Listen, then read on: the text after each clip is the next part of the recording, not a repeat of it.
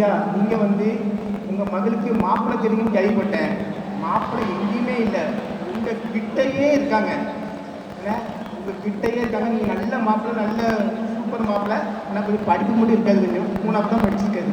ஏன்னா அதனால் வந்து நீங்கள் வந்து மாப்பிள்ளை உங்கள் கிட்டையே வந்து சார் டாக்டர் எப்படி சார்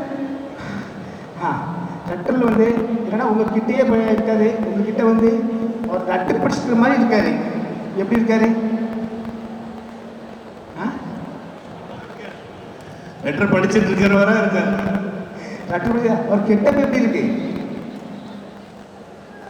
அவருக்கு உங்க மகள் மௌலா பௌஜியை கல்யாணம் முடிக்க உங்களுக்கு சம்மதமா? ஒரு நிமிஷம் நான் சொல்றேன் சார். நீ பாருங்க சார்.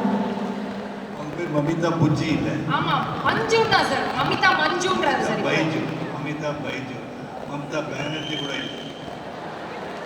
லெட்டரில் வந்து கொஞ்சம் அப்படி இப்படி கொஞ்சம் வரதான் செய்யும்.